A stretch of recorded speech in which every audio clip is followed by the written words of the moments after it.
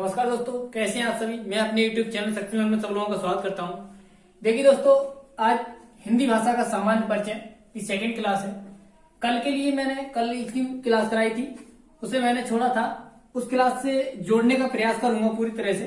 देखिए, कल मैंने बताया था कि भाषाएं कितनी प्रकार की होती है। भाषा 3 प्रकार की होती है, जोड़ा था मैंने। उसके जोड़ने का पूरा प्रयास करूंगा, जैसे मौखिक भाषा, लिखित भाषा और सांकेतिक भाषा। इसमें मैंने बताया था कि सबसे सरल भाषा कौन सी होती है। सबसे सरल भाषा जो होती है दोस्तों, वो मौखिक भाषा होती है। कौन सी? मौखिक भाषा। और लिखित भाषा जो है वो सरल भी है, कठिन भी है। क्यों? क्योंकि जो शिक्षित व्यक्ति हैं, जो एजुकेटेड हैं, उनके लिए वो सरल है। जो अशिक्षित व्यक्ति हैं उनके लिए कठिन है। तो एक लिखित भाषा जो है वो सरल भी है और कठिन भी है।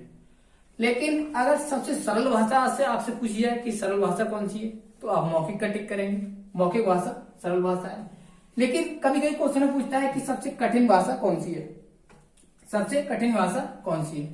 तो सांकेतिक भाषा जो होती है वो सबसे कठिन होती है। कौन सी? सांकेतिक भाषा सबसे कठिन भाषा होती है। तो देखिए, कल से जोड़ करके मैं आगे क्लास के लिए लेके चल रहा हूं और इसमें करेंगे आज मूल भाषा। मूल भाषा क्या है? संस्कृत के लिए मूल भाषा कह सकते हैं, जैसे संस्कृत। संस्कृत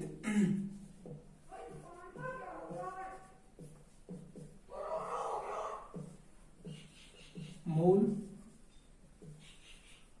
भाषा। अब देखिए, इसका विकास कैसे हुआ। संस्कृत पहले प्राचीन काल में संस्कृत भाषा बोली जाती थी, तो इससे लगातार विकास होता चला गया। जैसे सबसे पहले इसे 2 भागों में बांटा गया। 2 भागों में। कब? देखिए, एक वैदिक और लौकिक। वैदिक और लौकिक।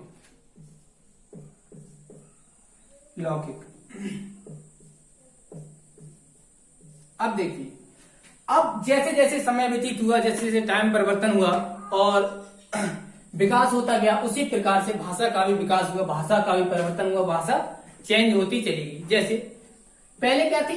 लौकिक और वैदिक 2 भाषाएं थी। अब इससे विकास होना शुरू हुआ, तो इसमें क्या था? लौकिक में क्या था? यह एक परिवर्तनशील भाषा थी। यह इसमें परिवर्तन होता चला गया, लेकिन इसमें कोई परिवर्तन नहीं हुआ।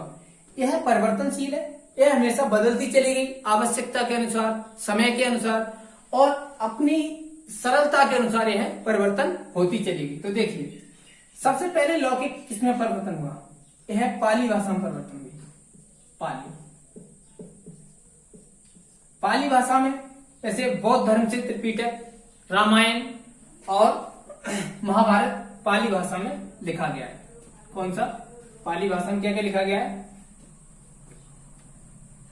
बौद्ध धर्म का जो है वो पाली भाषा में उद्देश्य दिया गया था। बौद्ध धर्म के ग्रंथ है, जैसे त्रिपिटक है, बौद्ध धर्म से त्रिपिटक।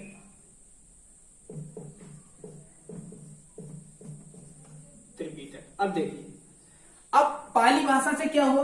तो पाली भाषा थी तो इसमें क्या रामायण भी लिखा गया था। इसमें रामायण और महाभारत।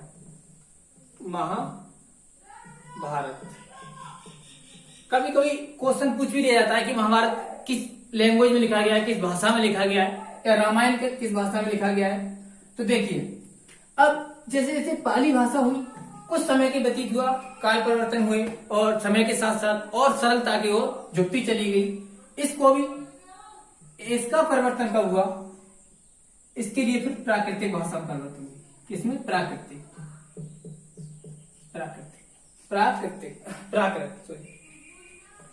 में परिवर्तन हुए। तो देखिए, अब क्या हुआ? इसमें क्या लिखा गया है? प्राकृत में प्राकृत। अब देखिए, यार राइटिंग क्या कर रहा है? प्राकृत। अब देखिए, प्राकृतिक भाषा में क्या लिखा गया है, किस काल में ये प्रचलित थी। देखिए, यह प्रचलित थी जैन धर्म जो थे, उन्होंने प्राकृतिक भाषा का ज्ञान और इसको आगे बढ़ाया था। किसने? जैन धर्म ने। जैन धर्म ने प्राकृतिक भाषा को आगे बढ़ाया। तो देखिए अब ये क्या है? लौकिक, यह परिवर्तनशील है। यह परिवर्तनशील है क्यों? क्योंकि इसमें परिवर्तन होता चला गया। लेकिन वैदिक, इसमें कोई परिवर्तन नहीं हुआ। इसमें क्या? वेद और उपनिवेश लिखे गए। इसमें क्या लिखे गए थे? वेद और उपनिवेश।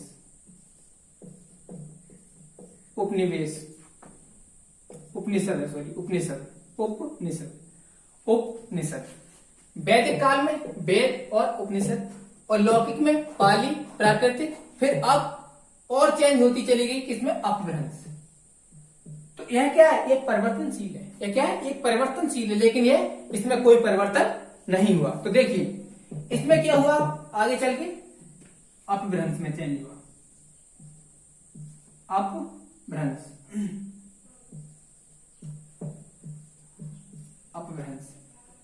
से क्या हुआ? फिर सौर सैनी भाषा।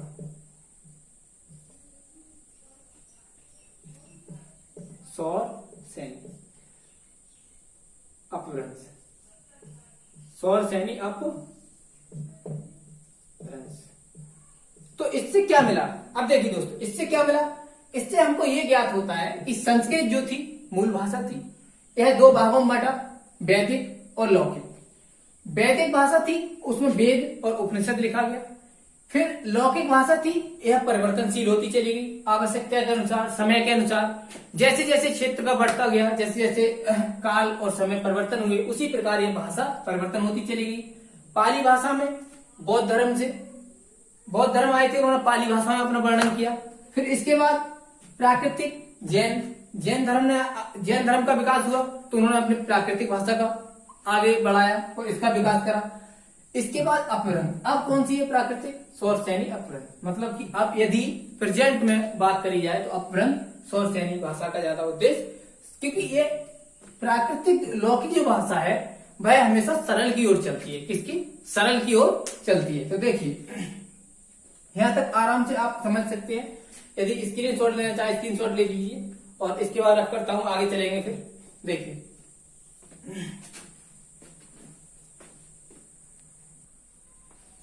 देखिए आगे देखिए दोस्तों, आगे चलते लेके बोली क्या है? देखिए क्या? बोली भाषा हो गई। अब देखिए बोली।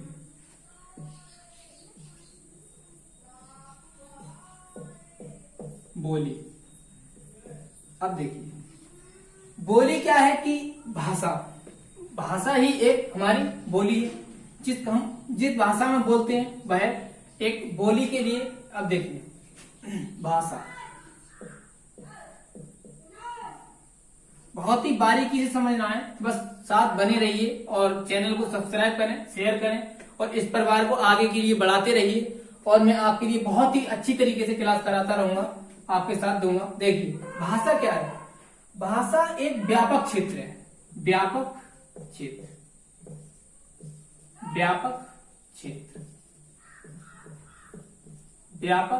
है। अब देखिए इसमें क्या है? जैसे मातृभाषा, राष्ट्रभाषा और राजभाषा। अब देखिए राजभाषा, यदि अपने प्रत्येक देश की राज्य भाषा अलग अलग होती है। हर किसी देश में जिस कंट्री में जाएंगे उसकी राजभाषा अपनी भाषा होगी। जैसे अपने इंडिया की बात करें तो यहाँ की राजभाषा हिंदी के लिए माना गया है। अब देखिए ये मातृभाषा क्या है? मातृभाषा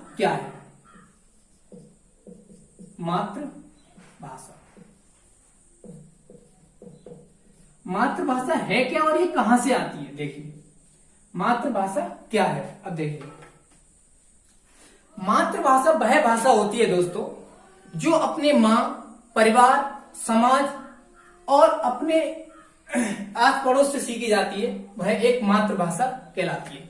जैसे कभी छोटा बच्चा होता है तो वह पानी के लिए मम बोलता है, और अपने अपने क्षेत्र के हिसाब से बच्चे के लिए या अपने परिवार के हिसाब से जैसा बच्चा होगा, जिस परिवार में रह रहा होगा, जिस माँ के और जिसके अपने मम्मी पापा के साथ रहता है, वह वैसी भाषा, उसी भाषा में वह बात करने और उसका ज्ञान विकसित होता है, उसी भाषा में वह आगे बढ़ता है। तो जब तक अपने माँ, परिवार, समाज के साथ रहेंगे, जैसे परिवार के साथ रहेंगे, जैसे समाज के साथ रहेंगे, उसी प्रकार उसी भाषा जो आप यूज करते हैं, आपका परिवार यूज करता है, वही भाषा आपका छोटा बेबी बच्चा यूज करेगा, उसी भाषा को सबसे पहले एक्सेप्ट करेगा। तो देखिए, मातृभाषा एक सामाजिक भाषा है, ये सबसे पहले इसका रोल मां, परिवार, मां, परिवार और समाज से मिलता है। किससे? समाज से। समाज, समाज से। किससे? समाज से। कौन सी? मातृभाषा।